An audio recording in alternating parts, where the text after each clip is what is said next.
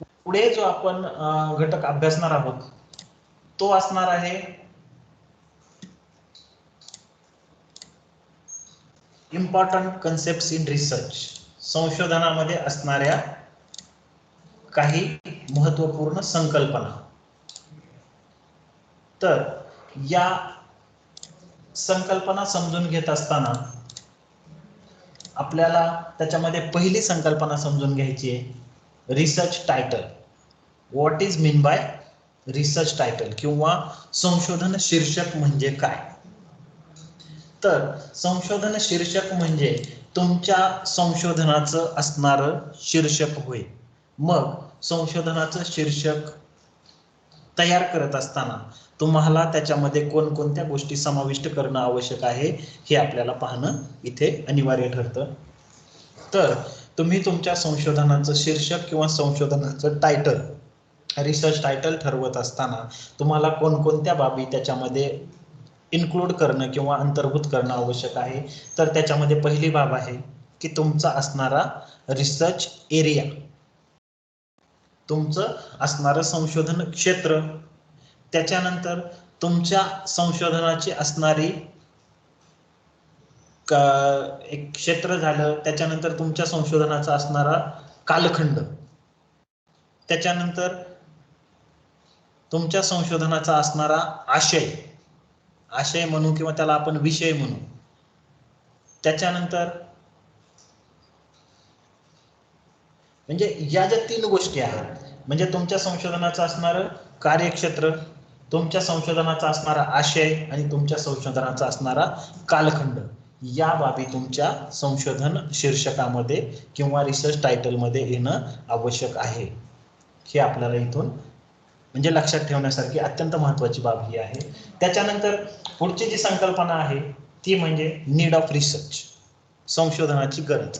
तुम्ही तुमच्या संशोधनासाठी एखादं विषय निवडत असताना, तुमच्या संशोधनाचं शीर्षक ठरवत असताना तुम्हाला सर्वात पहिले या बाबीचा विचार करावयाचा आहे की मी जो विषय निवडत आहे त्या संशोधन विषयाची शिक्षण क्षेत्रामध्ये किंवा सामाजिक क्षेत्रामध्ये नेमकी आवश्यकता काय आहे. मी या विषयावर संशोधन करणं, मग ते शाळेसाठी असेल, तुमच्या वर्गासाठी असेल, समाजासाठी असेल, शिक्षण क्षेत्रासाठी असेल, कशा प्रकारे गरजेचं आहे.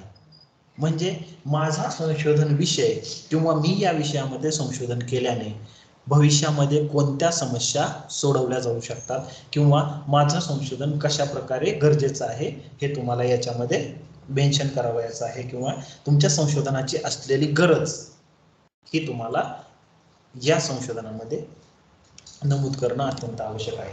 त्याच्यानंतर इम्पॉर्टन्स ऑफ रिसर्च. आता जसं आपण गरज सांगितली त्याप्रमाणे तुमचं संशोधन तुमच्या वर्गासाठी, तुमच्या वर्गातील समस्या सोडवण्यासाठी, तुमच्या शाळेतील समस्या सोडवण्यासाठी, तुमच्या शाळेतील काही ठराविक विद्यार्थ्यांच्या समस्या सोडवण्यासाठी, तुमच्या शाळेतील काही शिक्षकांच्या समस्या सोडवण्यासाठी किंवा शालेय स्तरावरून सर्व शिक्षण क्षेत्राच्या काही समस्या सोडवण्यासाठी, सामाजिक क्षेत्राच्या काही समस्या सोडवण्यासाठी कशा प्रकारे तुमचं संशोधन महत्त्वपूर्ण ठरू शकतं किंवा तुम्ही निवडलेला संशोधन विषय हा भविष्यामध्ये कशा प्रकारे महत्त्वाचा असू शकतो हे तुम्हाला याच्यामध्ये नमूद करणं अत्यंत आवश्यक आहे. त्याच्यानंतर पुढचं रिसर्च प्रॉब्लेम किंवा ज्याला आपण संशोधन समस्या म्हणू शकतो. तर संशोधन समस्या तुमची नेमकी काय आहे. म्हणजे थोडक्यात रिसर्च टायटल आणि रिसर्च प्रॉब्लेम या गोष्टी थोड्याशा इक्वल स्वरूपाच्या आहेत, फक्त त्याच्यामध्ये थोडासा वाक्यरचनेमध्ये बदल आहे. तो आपण पुढे जेव्हा डिटेल पाहणार आहोत तेव्हा पाहणारच आहोत. म्हणजे रिसर्च प्रॉब्लेम म्हणजे मग तुम्ही नेमकी संशोधनासाठी निवडलेली समस्या काय आहे, प्रॉपर तुमची असणारी समस्या. संशोधनासाठी तुम्ही ही समस्या निवडलेली आहे, ती संशोधनातील समस्या इथं तुम्हाला नमूद करणं आवश्यक आहे.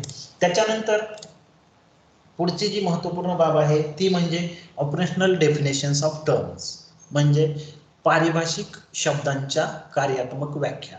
तुमच्या संशोधन समस्येमध्ये, रिसर्च प्रॉब्लेममध्ये तुम्ही जे कुठले शब्द वापरलेले आहेत त्या शब्दांच्या असणाऱ्या ऑपरेशनल डेफिनेशन्स किंवा कार्यात्मक व्याख्या पारिभाषिक शब्द म्हणजे ज्याला आपण शब्द असे म्हणतो की प्रमाणित केलेले शब्द जे आपण म्हणतो अशा स्वरूपाचे जे शब्द आहेत, या शब्दांच्या असणाऱ्या तुमच्या संशोधनाशी निगडीत असणाऱ्या तुम्ही त्या तुमच्या संशोधनामध्ये एखादा शब्द जो वापरलेला आहे संशोधन शीर्षकामध्ये किंवा संशोधन समस्येमध्ये, तो शब्द तुमचं संशोधन, आता जे संशोधन कार्य तुम्ही पूर्ण करणार आहात ते संशोधन कार्य तुमचं चिरकाल टिकणार आहे. मग हे संशोधन कार्य शैक्षणिक वर्ष 2021 मध्ये तुम्ही एखादा संशोधक म्हणून पूर्ण केलेलं आहे, परंतु ते संशोधन कार्य येणाऱ्या भविष्य काळामध्ये 10 वर्षांनी, 5 वर्षांनी, 20 वर्षांनी, 30 वर्षांनी कोणीतरी ते संशोधन वाचू शकतो, त्या संशोधनावरती अभ्यास करू शकतो. तर मग तुम्ही तुमच्या संशोधन समस्येमध्ये एखादा शब्द, एखादी टर्म जी वापरलेली आहे ती कोणत्या अर्थाने तुमच्या संशोधनामध्ये वापरलेली आहे हे तुम्हाला इथे नमूद करणं गरजेचं असतं. जसं की एखादं उदाहरण जर आपल्याला घ्यायचं असेल तर एखाद्या संशोधन विषयामध्ये तुम्ही समजा आपण एक उदाहरण म्हणून घेऊ की इयत्ता 9वीच्या विद्यार्थ्यांना विज्ञान विषयातील प्रयोग शिकताना येणाऱ्या समस्यांचा अभ्यास, अशी जर आपण एखादी संशोधन समस्या निवडलेली असेल तर त्या संशोधन समस्येमध्ये येणारे महत्वपूर्ण शब्द काय आहेत? इयत्ता 9वी हा एक महत्वपूर्ण शब्द आहे, त्याचं स्टँडर्डायझेशन झालेलं आहे. इयत्ता 9वीतील विद्यार्थ्यांना, विद्यार्थी हा एक शब्द आहे. त्याच्यानंतर विज्ञान विषय, विज्ञान हा एक शब्द आहे. प्रयोग, वैज्ञानिक प्रयोग किंवा विज्ञान विषयाचे प्रयोग करताना येणाऱ्या समस्या, समस्या हे एक टर्म आहे. तर अशा ज्या टर्म्स आहेत, म्हणजे आता इयत्ता 9वीचा वर्ग, याची व्याख्या, याची डेफिनेशन तुम्ही कशी करणार आहात? महाराष्ट्र राज्य पाठ्यपुस्तक मंडळाने किंवा महाराष्ट्र राज्यातील शिक्षण विभागाने माध्यमिक स्तरावरील शिक्षण घेण्यासाठी निर्दिष्ट केलेली एक इयत्ता म्हणजेच इयत्ता 9वीचा वर्ग. म्हणजे इयत्ता 9वीच्या वर्गाची स्टँडर्डाइजची एक डेफिनेशन असणार आहे. इयत्ता 9वी म्हणजे काय ही तुम्हाला अशा स्वरूपाच्या ज्या तुमच्या संशोधन समस्येमध्ये किंवा तुमच्या संशोधन शीर्षकामध्ये ज्या येणाऱ्या महत्वपूर्ण टर्म्स आहेत, काही पारिभाषिक म्हणजे कार्यात्मक व्याख्या आहेत, त्याचा तुम्हाला इथे उल्लेख करणं अत्यंत आवश्यक आहे. त्याच्यानंतर पुढचा महत्वपूर्ण जी त्याच्यामधली संज्ञा आहे, संकल्पना आहे, ती म्हणजे अझम्पशन्स. अझम्पशन्स ज्याला आपण गृहीतके असं म्हणू शकतो. मग गृहीतके जेव्हा आपण गृहीतकाचा विचार करणार आहोत तेव्हा आपल्याला याच्यातनं असं लक्षात येईल,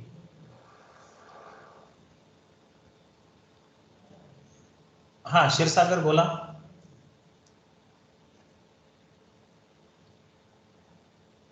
हॅलो, हा बोला. हा, ऑपरेशनल डेफिनेशन मध्ये आता तुम्ही जे व्याख्या सांगितली 9वीचा वर्ग, तर ती रिपीट कराल का फक्त? म्हणजे आता जनरली बघा, तुम्हाला याच्यामध्ये असं करायचं आहे की इयत्ता 9वीचा वर्ग जो आहे की म्हणजे महाराष्ट्र राज्य पाठ्यपुस्तक मंडळ असेल किंवा महाराष्ट्र राज्याचं जे शिक्षण मंत्रालय असेल, यांनी दिलेली माध्यमिक स्तरावरील एक इयत्ता अशी जी व्याख्या असणार आहे. म्हणजे इयत्ता 9वीचा वर्ग म्हणजे आपण काय कन्सिडर करायचं, तर तशा स्वरूपाचं तुम्हाला इथे मेन्शन करावं लागतं की या स्वरूपाचं, या पातळीवरील या एका विशिष्ट अशा बॉडीने निर्दिष्ट केलेली ती एक स्टँडर्ड आहे, ती एक इयत्ता आहे, असं तुम्हाला तिथे नमूद करावं लागणार आहे. आता ही झाली इयत्ता 9वीची. आपण विज्ञान विषयाची जर व्याख्या करायला गेलो तर त्याची पण आपल्याला व्याख्या करावी लागेल की आपल्या ज्या शिक्षण मंत्रालय आहे किंवा जे आपलं माध्यमिक किंवा ज्याला आपण म्हणतो की महाराष्ट्र राज्य पाठ्यपुस्तक निर्मिती मंडळ आहे, त्यांनी विज्ञान या विषयाची काय व्याख्या केलेली असेल, ती विशिष्ट अशी व्याख्या तुम्हाला तिथे मांडायची आहे की ज्या विषयाच्या माध्यमातून वैज्ञानिक शोध असतील, वैज्ञानिक प्रक्रिया असतील किंवा मानवी जीवनासंदर्भातल्या असणाऱ्या ज्या विविध बाबी असतील, या सर्व बाबींचा ज्या विषयामध्ये अभ्यास केला जातो तो विषय म्हणजेच विज्ञान. हे सुद्धा म्हणजे अशा स्वरूपाच्या व्याख्या तुम्हाला इथं नमूद कराव्या लागणार आहे. किंवा विद्यार्थी, विद्यार्थ्याची व्याख्या काय करू शकतो आपण की शिक्षण घेण्याच्या दृष्टीने शाळेमध्ये उपस्थित राहून, शाळेमध्ये पूर्ण वेळ उपस्थित राहून ज्ञान संपादन करणारा घटक म्हणजे विद्यार्थी किंवा स्टुडंट. म्हणजे अशा स्वरूपाच्या त्या तुमच्या संशोधन समस्येतील ज्या महत्वपूर्ण शब्द आहेत त्या महत्वपूर्ण शब्दांच्या असणाऱ्या व्याख्या या तुम्हाला इथे नमूद करणं अत्यंत आवश्यक आहे. त्याच्यानंतर पुढचं जी त्याच्यातली महत्वपूर्ण संकल्पना आहे ती पाहणार आहोत आपण. ती संकल्पना म्हणजे अझम्पशन्स, ज्याला आपण गृहीतके असं म्हणू शकतो.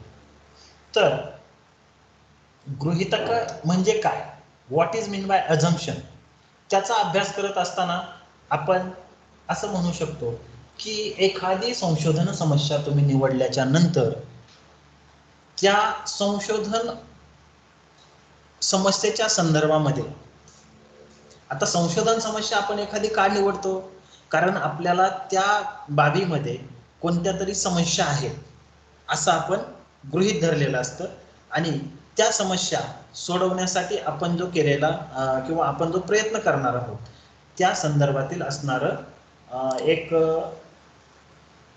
गृहीत धरलेली परिस्थिती असं आपण म्हणू शकतो.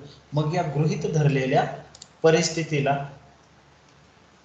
किंवा या गृहीत धरलेल्या परिस्थितीनुसार आपण एक मांडलेलं असणारं गृहीतक किंवा आपण मांडलेली असणारी परिस्थिती, आपण केलेलं एखादं स्टेटमेंट म्हणजे गृहीतक किंवा अझम्पशन होय असं आपण इथे म्हणू शकतो.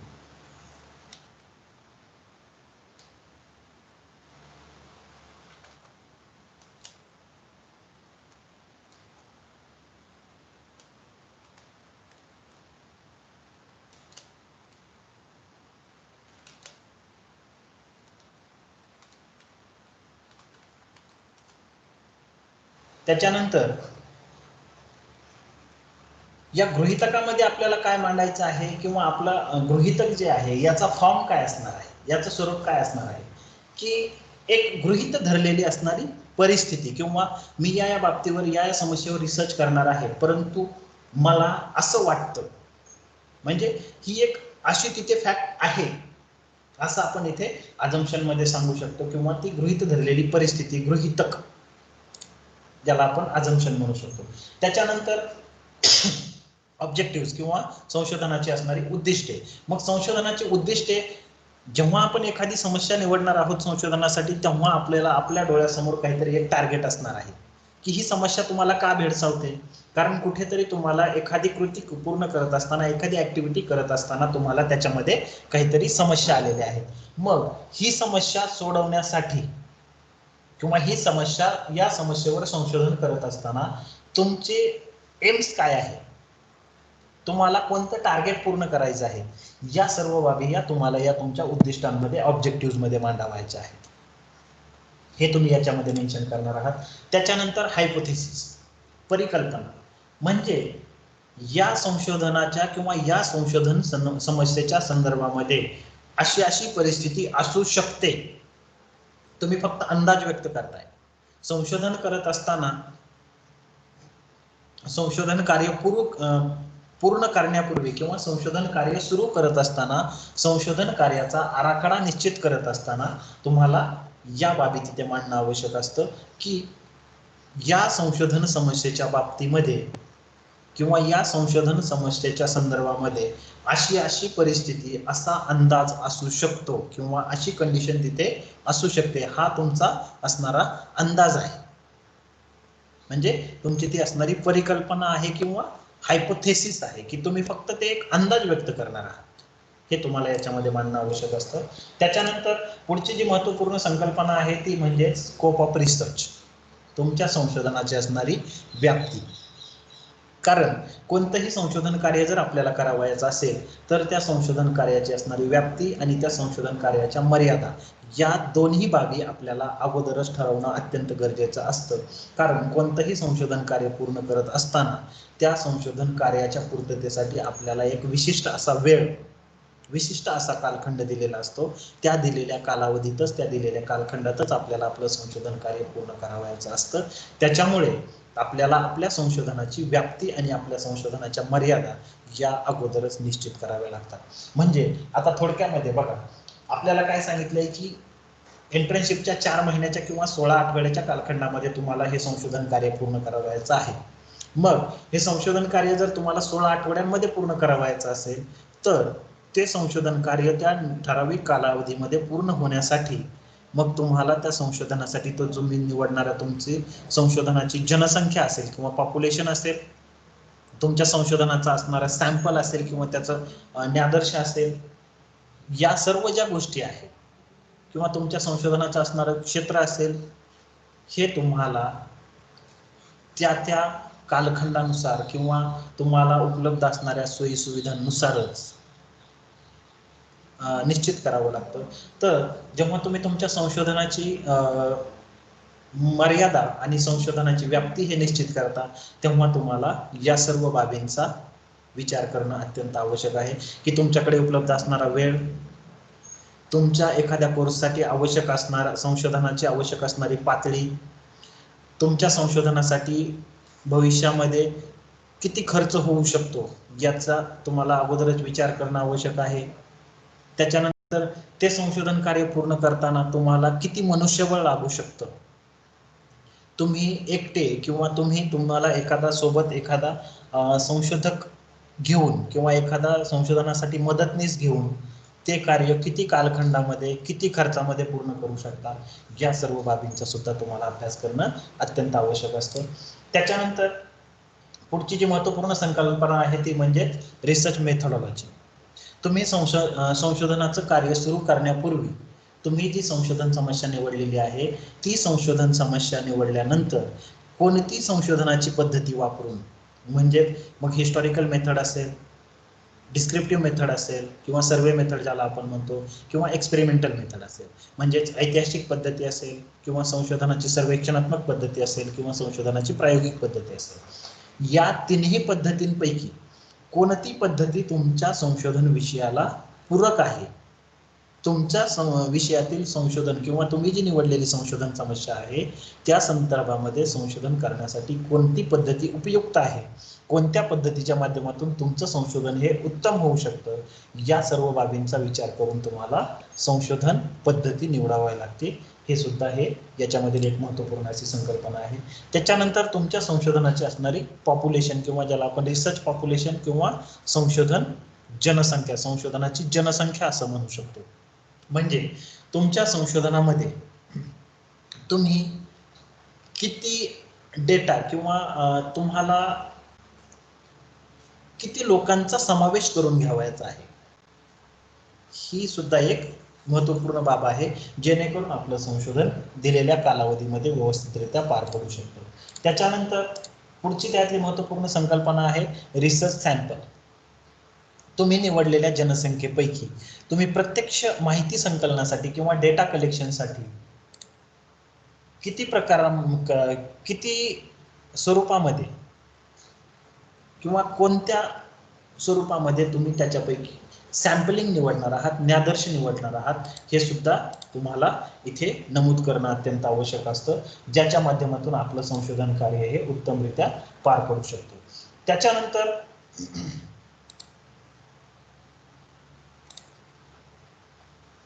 पुढची जी त्याच्यातली महत्त्वपूर्ण संकल्पना असेल ती म्हणजे रिसर्च टूल्स, संशोधनासाठीची साधने. म्हणजे तुम्ही माहिती संकलनासाठी, डेटा कलेक्शनसाठी कोणते टूल्स वापरणार आहात, साधनं कोणती वापरणार आहात. मग जी रिसर्च टूल्स आहेत त्याच्यामध्ये क्वेश्चनियर किंवा ज्याला आपण प्रश्नावली म्हणतो, मुलाखत, इंटरव्ह्यू असेल, रेटिंग स्केल असेल, ऑब्झर्वेशन किंवा निष्कर्ष असेल किंवा एखादा एक्सपेरिमेंट असेल, या स्वरूपापैकी तुम्ही कोणती संशोधनाची साधने तुमच्या संशोधन कार्यासाठी वापरणार आहात, हे सुद्धा तुम्हाला याच्यामध्ये नमूद करावं लागतं. त्याच्यानंतर तुम्ही तुमच्या संशोधनाअंतर्गत जी माहिती संकलन केलेली आहे, जे डेटा कलेक्शन केलेलं आहे त्याचं ॲनालिसिस आणि इंटरप्रिटेशन करण्यासाठी, म्हणजेच प्राप्त माहितीचे विश्लेषण आणि पृथक्करण करण्यासाठी, त्या माहितीवरती प्रक्रिया करण्यासाठी तुम्ही कोणते स्टॅटिस्टिकल मेजरमेंट्स किंवा ज्याला आपण सांख्यिकीय परिमाणं असं म्हणतो ती कोणती वापरणार आहात. जसं की मी सांगितलं, ज्याच्यामध्ये मग तुम्ही टक्केवारी असेल, मीन असेल, मीडियन असेल, मोड असेल, टी स्क्वेअर असेल, काय स्क्वेअर असेल, याच्यापैकी किंवा कोरिलेशन असेल, तुम्ही कोणतं स्टॅटिस्टिकल मेजरमेंट वापरणार आहात हे सुद्धा तुम्हाला नमूद करणं अत्यंत आवश्यक असतं. त्याच्यानंतर तुमच्या संशोधनाचं असणारं वेळापत्रक, तुम्हाला किती कालावधीमध्ये ते संशोधन पूर्ण करावयाचं आहे, त्या दृष्टिकोनातून तुम्हाला त्या तुमच्या संशोधन कार्याचं बायफर्गेशन करून त्या ठराविक कालावधीसाठी संपूर्ण वेळापत्रक तुम्हाला करावं लागतं आणि त्यानुसार तुम्ही तुमचं संशोधन कार्य वेळेमध्ये कसं पूर्ण कराल याचं संपूर्ण नियोजन तुम्हाला या वेळापत्रकाच्या माध्यमातून करणं अत्यंत आवश्यक असतं. त्याच्यानंतर पुढचं आहे बिब्लिओग्राफी. बिब्लिओग्राफी म्हणजे संशोधन आराखडा किंवा संशोधन समस्या निवडत असताना तुम्ही ज्या कुठल्या बाबींचा अभ्यास केलेला आहे, ज्या कुठल्या म्हणजे काही संदर्भ ग्रंथ तुम्ही वाचले असतील, काही आर्टिकल्स, काही न्यूजपेपर्स, काही वेबसाईट ब्राउज केले असतील, जे कुठलं साहित्य किंवा माहितीचे स्रोत तुम्ही वापरलेले आहेत, त्या सर्वांची नोंद तुम्हाला संदर्भ ग्रंथसूची किंवा ज्याला आपण बिब्लिओग्राफी म्हणतो त्याच्यामध्ये करणं आवश्यक असतं. म्हणजे तुम्ही तुमचं संशोधनाचं ज्ञान किंवा तुम्ही तुमच्या संशोधनाची समस्या निवडण्यासाठी, तुम्ही तुमच्या संशोधनाचा आराखडा तयार करण्यासाठी, तुम्ही तुमच्या संशोधनाची पद्धती, संशोधनाची जनसंख्या, ज्ञादर्श, संशोधनाची साधने असतील, त्याच्यानंतर त्याची सांख्यिकीय परिमाणे असतील, या सर्व बाबी कशा प्रकारे वापराव्यात किंवा कोणत्या निवडाव्यात या सर्व बाबींसाठी जी कुठली स्रोत, जे कुठले रिसोर्सेस तुम्ही वापरलेले आहेत, पुस्तके असतील, मॅगझिन्स असतील, न्यूजपेपर्स असतील, काही वेबसाईट्स असतील, काही GRs असतील, या सर्व बाबींचा उल्लेख तुम्हाला या संदर्भ ग्रंथसूचीमध्ये करणं अत्यंत अनिवार्य असतं.